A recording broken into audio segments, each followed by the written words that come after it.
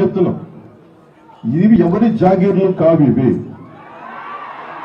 ఒక్కరి జాగీర్లు కాదు, ఇవి ఆ రోజులు పోయినాయి. మీరు రకరకాల ముఠాలు పెట్టుకొని మీరు భయపెడతా ఉంటే భయపడే ప్రభుత్వాలు కాదు, ఎన్డీఏ కూటమి ప్రభుత్వం అస్సలే కాదు. ఇక్కడ ఉన్న యువత, కొత్త తరం యువత నాయకులు కూడా, సీనియర్ నాయకులు కూడా చాలా నలిగిపోయారు. మార్పు కోసం చూసే ఈ రోజున ఎన్డీఏ కూటమి ప్రభుత్వాన్ని ఎన్నుకున్నారు.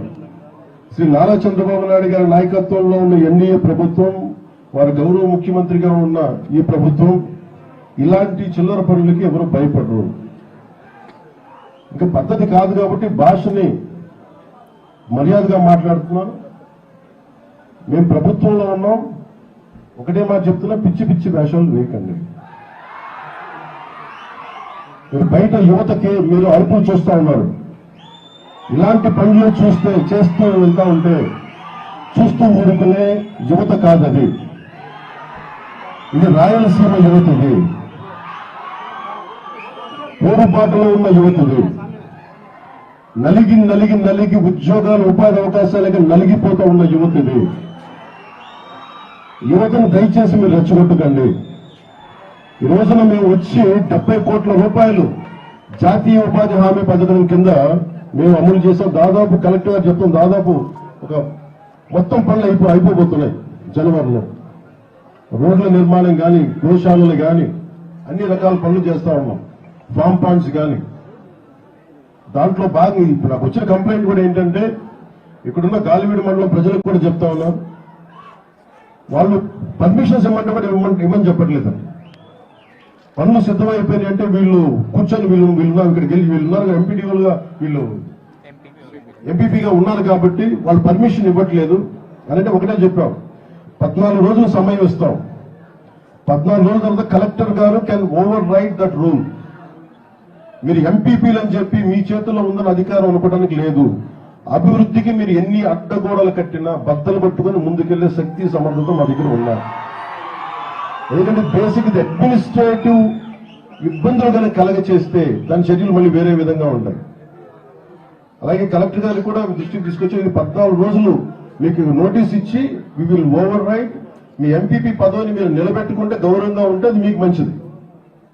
అలాగే ఇది నేను ప్రత్యేకించి రాయలసీమ ప్రజలందరికీ కూడా చెప్తున్నాను, నేను ఇక్కడికి వచ్చింది మీకు ధైర్యం నింపడానికి వచ్చాను. ఇక్కడికి భయపడుతూ ఉండే కొద్దీ భయం పెరుగుతుంది తప్ప భయం తగ్గదు.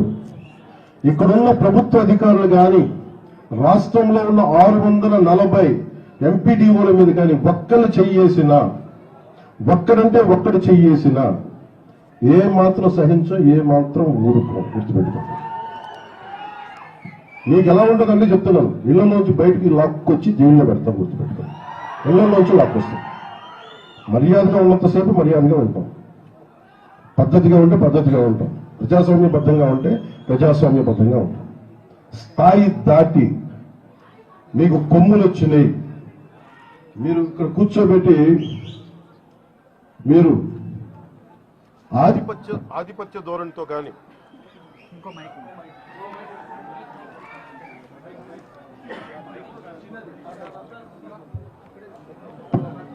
మీరు కనుక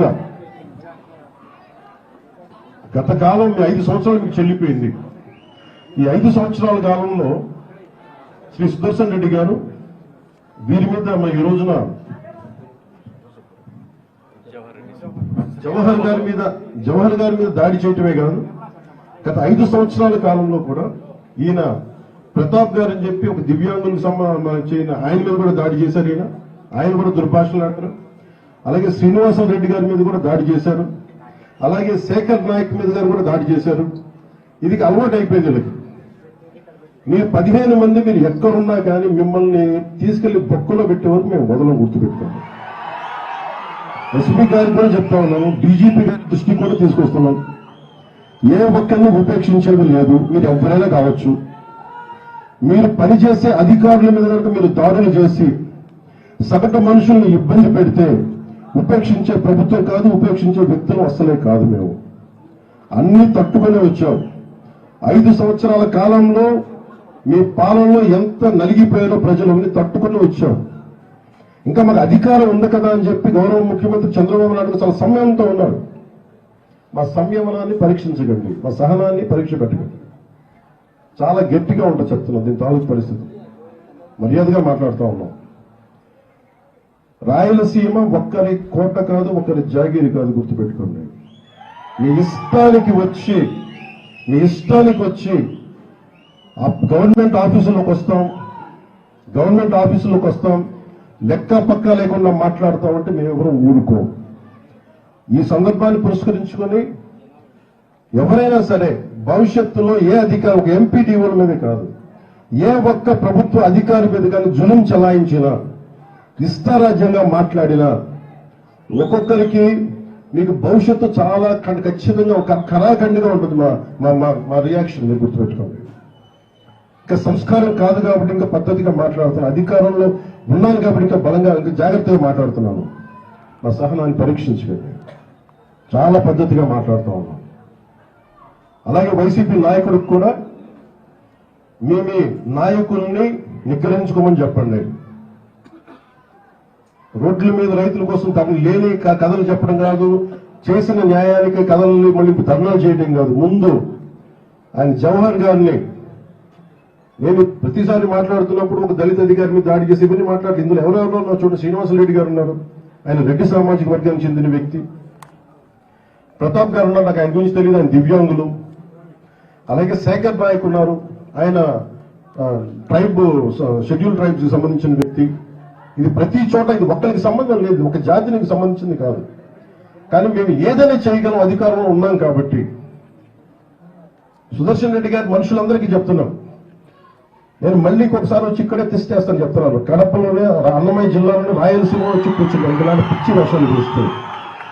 అవసరమైతే నా క్యాంప్ ఆఫీస్ ఇక్కడ పెట్టుకుని మిమ్మల్ని సరిచేసే వరకు నేను ఇక్కడే కూర్చుని చెప్తాను. మీకు ఆ సహనాన్ని పరీక్షిస్తాను.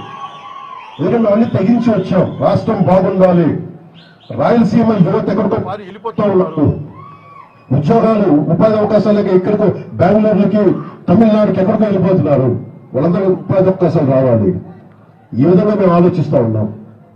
ప్రభుత్వం అధికారులందరూ కూడా మేము బలం ఇవ్వడానికి వచ్చాం, మరి బలాన్ని నిర్వీర్యం చేయడానికి రాలేదు.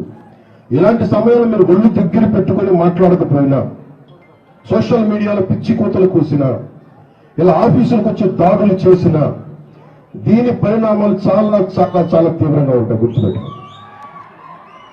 ప్రత్యేకించి ఈ సంఘటనలని బయటికి తీసుకొచ్చిన మీడియా మిత్రులందరికీ, మీ పత్రికాధిపతులందరికీ, ప్రతి ఒక్కరికి పేరు పేరున ధన్యవాదాలు తెలుపుకుంటూ సెలవు తీసుకుంటాం.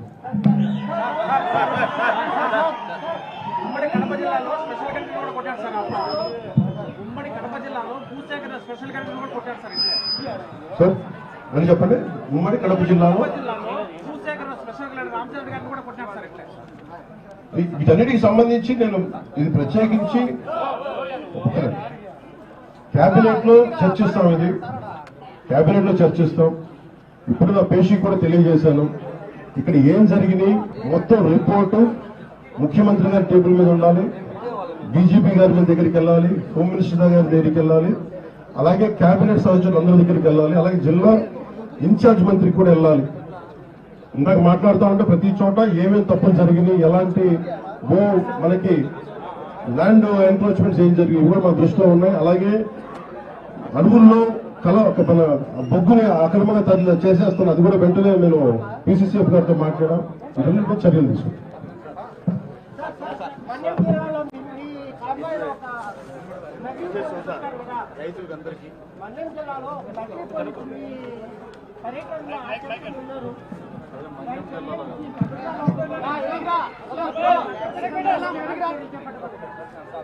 నిజమే చెప్పాలంటే నా భద్రత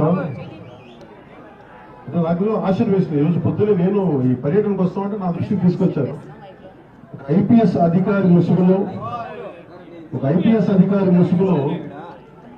ఒక వ్యక్తి తిరిగాడు, వచ్చాడు, మొత్తం ఫోటోలు తీసుకున్నాడంటే నేను అడిగాను, అసలు ఎవరన్నా ఒక ఐపీఎస్ స్థాయి అధికారి వస్తే ఎవరన్నా అడుగుతాం కదా, హౌ కమ్ పోలీసెస్ ఓవర్లుక్ అంటే ఎందుకు దీన్ని చూడలేకపోయారు అనేది నా పేషీ అధికారులతో మాట్లాడుతూ ఉన్నారు.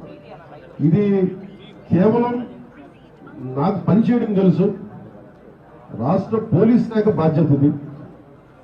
ఇంటెలిజెన్స్ శాఖ బాధ్యత, హోంశాఖ బాధ్యత, అలాగే డీజీపీ గారి బాధ్యత. నేను నాకు పనిచేయడమే తెలుసు. అధికారం ఉన్నా లేకపోయినా పనిచేస్తాం. ఈరోజు అధికారం ఉన్నా పనిచేస్తాం, రక్షణ ఉన్నా పనిచేస్తాం, రక్షణ లేకపోయినా పనిచేస్తాం.